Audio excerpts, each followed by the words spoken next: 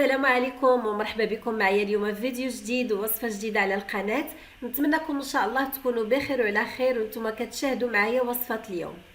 اقتراحي لكم لهذا النهار هذا غادي يكون هو هذا الطبق ديال الرز بطريقه اللي كيجي بها هائل جدا، طريقه بسيطه وسهله ولكن كيعطينا واحد الرز لذيذ بزاف. طبق اللي هو متكامل يعني صحي بالخضار باللحوم، وكما قلت لكم الطريقه راها سهله بزاف. حاولوا ما امكن اننا ننوعوا في الاطباق ديالنا كما كنقول لكم دائما، خصوصا بالنسبه للرز هكا فراه كاينين بزاف ديال الطرق راني شاركت معكم البعض منها، واليوم كنقترح عليكم هذه الطريقه هذه ان شاء الله تنال الاعجاب ديالكم. اول حاجه غادي نبداو بها هي الرز. بالنسبه للرز خذوا نوعيه جيده اللي ما يكونش كيتعجن. انا هنا عندي لقيت عندي شويه تاع الرز بسمتي مع الرز كلاصي داك الطويل الصفر، يعني ماشي داك الرز الابيض راه كيتعجن. هاد الصفر هذا تيجي زوين في هاد الوصفه هذه وفي هاد الطبق، وإلا كان بامكانكم ديروا الرز بسمتي غيكون احسن. بالنسبه لهذا الرز هذا فرانا نقيته وغسلته مزيان، كنغسلوه مزيان حتى كيصفى لينا الماء ديالو، كتزول منه هذيك النشا ما تيبقاش كيعطينا الماء ابيض.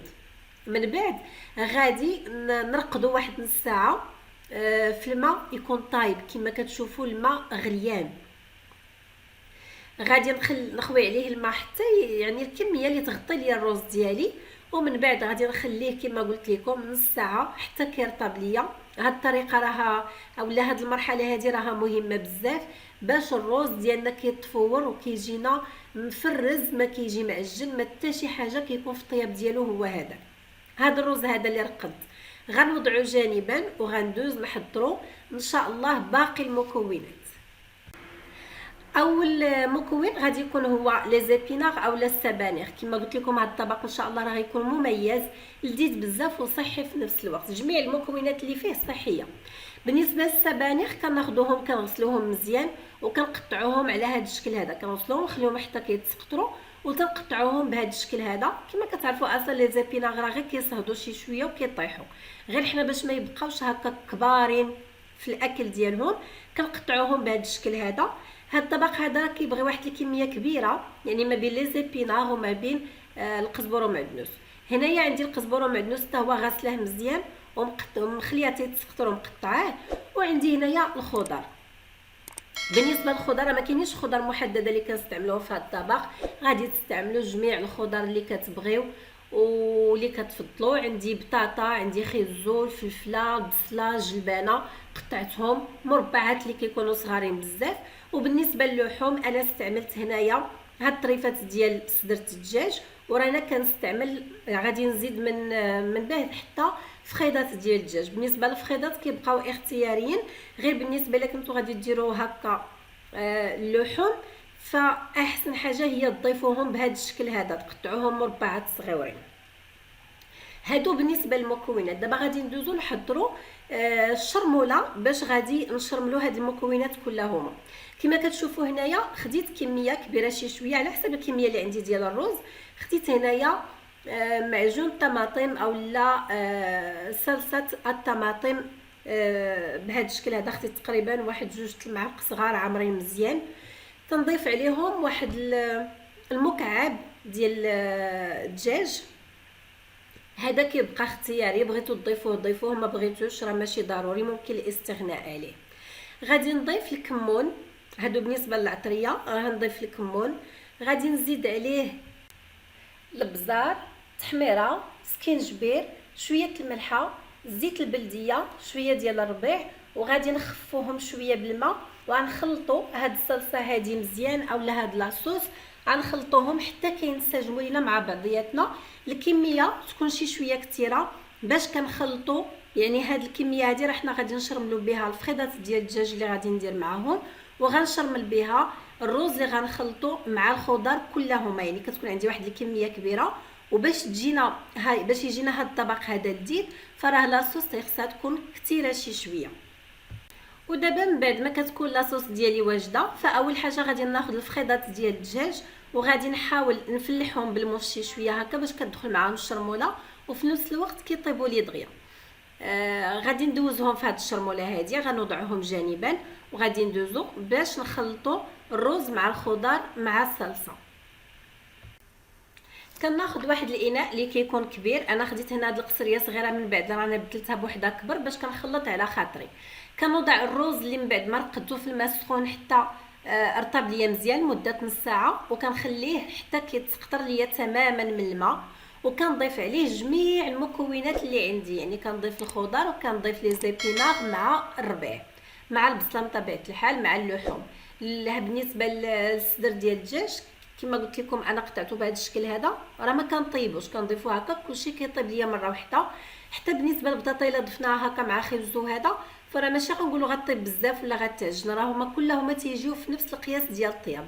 هنا غتلاحظوا معايا بالنسبه لي زيبينار والربيع كثارين شي شويه. كما قلت لكم هذا الطبق هذا كيبغي هذا الربيع بزاف وتيبغي لي زيبينار بزاف. اصلا لي زيبينار واخا تتبان الكميه كبيره كما قلت لكم راه غير كيطيبوا كيصهدوا وكيهبطوا. المساله اللي غادي نبغي نركز عليها هو بالنسبه للغسيل تاع لي زيبينار، حاولوا تغسلوهم مزيان. جميع انواع البقوليات هادو اللي كيكونوا هكا وراق خضرين فحاولوا ما امكن انكم تغسلوهم مزيان. يعني راه حنا ماشي غير نغسلوهم تحت الروبيني ونحيدوهم، بالعكس خصنا نغسلوهم مزيان ونديروهم في واحد البانيو اللي كيكون معاه هكا، نرقدوهم في شويه الماء وكنخليوهم واحد 3 دقائق، وانتم غتشوفوا شحال التراب كيطلقوا مازال.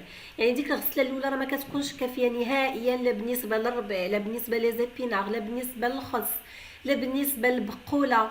يعني جميع هاد الانواع هادو نحاولوا اننا نغسلوهم مزيان. هذه راه مساله مهمه بزاف كنبغي نركز عليها، غير نصيحه وصافي. هنا كما كتشوفوا ضفت واحد الدريسات ديال الثومه. انا الثومه ما حكيتهاش، خليتها هكا قشرتها وقطعتها هكا طريفات. فاش كطيب كتجينا كنقولوا كتجينا طايبه بزاف، يعني كتجي بحال الزبده، كتجي حتى هي لذيذه وصحيه. بالنسبه للبرد راه كتعرفوا البرد كيبغي هاد الاكل بهذا الشكل هذا. حتى بالنسبه لهذا الطبق كما شفتوا راه الفوائد ديالو كبيره، يعني كل هي المكونات اللي فيه راها صحيه ان شاء الله. غير جربوه غادي تستافدوا منه. كناخذ هاد المكونات كلهما كنخلطهم مزيان، ومن بعد كنضيف لاصوص ديالي وكنحاول انني نلبس هاد المكونات كلهما بهاد لاصوص. يعني الا بانت لكم نتوما راه خصات مازال، يعني مثلا خلطوا وما بانش لكم الرز ديالكم راه هو معلك بهذيك لاصوص، فحاولوا انكم تخلطوا مازال واحد الكميه وتضيفوها وتخلطوا مزيان. دابا بالنسبه لطريقه الطياب كما كتشوفوا انا خديت هنايا الكسكاس اللي كنفرش ليه ورق الزبده. الفكره هي اننا هاد الرز هذا ما كنحاولوش نفوروه نيشان في الكسكاس باش هذاك البخار وداك الصهد ما كيطلعش لينا على الخضر ديالنا ولا الرز، وتيهبط منه داك الماء، تيهبط بحال كيغسل لينا الرز ديالنا، ما كيبقاش شاد لينا هذيك لاصوص مزيان. فانا كندير ليه هاد ورق الزبده باش كيبقى محافظ على هذيك لاصوص ديالو وكيطيب مصهد، كيجينا مزيان، ما كيجيناش اول حاجه معجن، ما كيقيسوش الماء ما كيجيناش معجن، وفي نفس الوقت كيبقى مشرب هذيك لاصوص، ما كتغسلش لينا، ما كتهبطش لينا مع داك العرق ولا مع داك البخار ديال التفوار. هنا كنفرش اول حاجه هذاك الفخيضات ديال الدجاج باش تيطيبوا ليا حتى هما في نفس القياس مع باقي المكونات. ثم الا ما بغيتوش هذوك فخيضات الدجاج ممكن ديروا لهم التتبيله اللي بغيتو وتوضعوهم في الفران، كيجيو في الطياب حتى هما مزيانين. كنوضع هاد الرز ديالي وكنحاول كنلمطو بهاد ورق الزبده وكنوضعو كيتفور تقريبا. بالنسبه لهاد الطريقه هذه الا درتو ورق الزبده فراه كياخذ لكم الوقت شي شويه في الطياب. انا خدا ليا تقريبا واحد الساعه ونص حتى ساعتين الا ربع. نتوما الا ما درتوش في ورق الزبده فراه غادي ياخذ لكم وقت اقل، حيتاش كيطلع ليه داك البخار مباشره ماشي بحال اللي درنا ليه ورق الزبده. هنا غادي نخليه حتى كيطيب ومن بعد غادي نشارك معكم النتيجه ان شاء الله. وهنايا من بعد ما كيطيب تقريبا كما قلت لكم داز تقريبا واحد ساعتين الا ربع، تيولي طايب بهذا الشكل هذا، تيجينا مفرز لا هو لا الخضر اللي درنا معاه، يعني الرز تيجينا مفور ما معجن ما حتى شي حاجه، كيجي مفرز وكل شيء المكونات كيكونوا طيبين قياس واحد، كيجي لذيذ بزاف حيتاش حافظنا على هذيك لاصوص اللي كانت فيه. انا كنصحكم ديروا هذه الطريقه هذه، لحقيتاش طريقه مزيانه انا مرتاحه فيها كتعجبني، خصوصا بالنسبه للاشياء اللي كنديرهم هكا فيهم لاصوص ما كنفورهمش مباشره في الكسكاس كما قلت لكم باش ما كيتغسلوش لينا، يعني داك البخار كيطلع وتيهبط عاوتاني مع القدره او لا مع البرمه، فراه كيهبط معاه شي شويه من هذيك لاصوص، ما كيت يعني داكشي اللي حنايا بغينا نستافدوا من لاصوص ما كيبقاش. بهذا الشكل هذا كيطيبوا في الصهد وفي نفس الوقت كيحافظوا على لاصوص اللي درنا فيهم. الطبق ديالنا تيجي على هذا الشكل هذا، شي حاجه رائعه بزاف، طبق مميز صحي متكامل جديد، يعني كل شيء اللي تبغيوه كاين في هذا الطبق هذا. نتمنى ان شاء الله انكم تجربوه وينال الاعجاب ديالكم. ما تنساوش تشجعوني بلا لايك ديالكم وتخليو لي الراي ديالكم في التعاليق، خليو لي الراي ديالكم على الوصفه، وما نكره شيء تخليو لي الراي ديالكم من بعد ما تجربوها ان شاء الله. الناس اللي مازال ما اشتركوش معنا في القناه كنقول لكم مرحبا بكم، اشتركوا معنا وفعلوا الجرس باش توصلوا ان شاء الله بكل ما هو جديد. اقتراحنا اليوم هو هذا الفيديو ديالنا كيوصل للاخر ديالو، كنقول لكم شكرا على حسن المتابعه، ونتلاقاو ان شاء الله في فيديو جديد وصفه جديده دائما على قناه ليلى للطبخ العصري. الى اللقاء.